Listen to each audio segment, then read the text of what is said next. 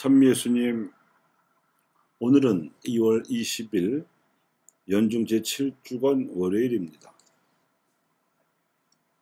오늘 독서는 헬레니즘 문화권의 디아스포라에서 태어나 자라던 유다 젊은이들에게 민족적 정체성을 일깨우고 하나님의 지혜를 깨우치려던 원로 현자들이 그리스어로 구약 성경의 내용을 간추려 전해준 집회서입니다.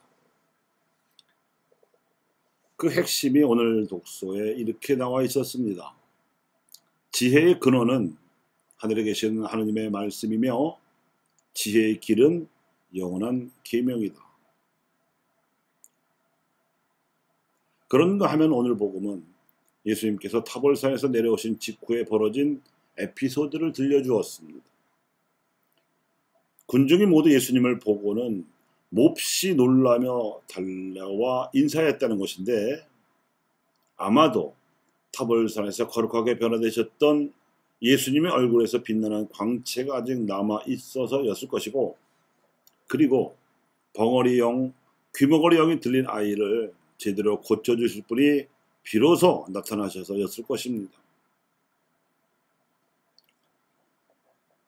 하느님의 말씀을 듣지 못하게 해서 귀머거리로 만들고, 따라서 하느님의 말씀도 전하지 못하게 해서 벙어리로 만드는 마귀는 사람들로 하여금 지혜롭기보다는 힘에 의지하여 살아가게 합니다.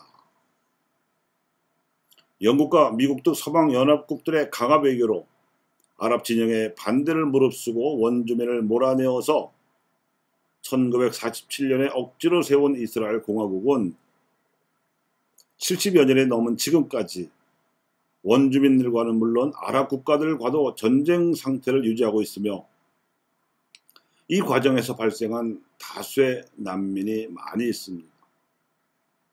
유엔 팔레스타인 난민 기구에 따르면 가자지구와 요르단강 서안, 요르단, 시리아, 레바논 등에 있는 팔레스타인 난민은 현재 530만 명이나 됩니다.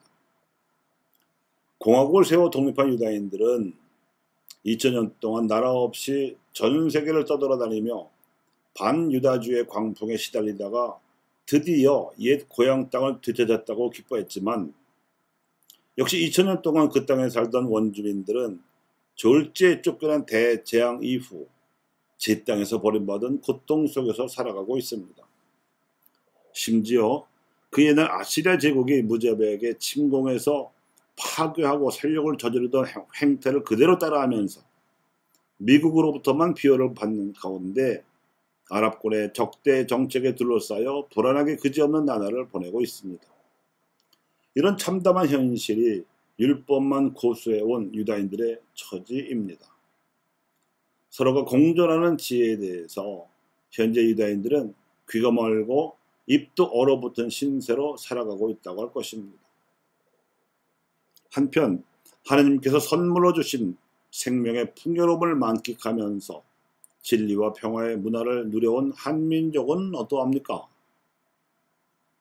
반만 년 전부터 숭상해온 진리의 빛과 평화의 문명은 200여 년 전에 자발적으로 들여온 천주교의 그리스도 신앙으로 인해서 본격적으로 꽃피울 수 있는 절호의 기회를 맞이했음에도 불구하고, 이를 알아듣거나 알아보지 못하고 무자비하게 박해를 무려 100년 동안 지속하는 바람에 국력을 소진시키고 급기야 국권을 빼앗긴 것도 모자라 결의가 갈라진 결의끼리 전쟁까지 벌이는 바람에 지금까지 한민족은 남녘과 북녘에 흩어져 살면서 서로가 원수처럼 총뿌리를 겨누고 살아가는 지구상 마지막 분단국으로 살아가고 있습니다.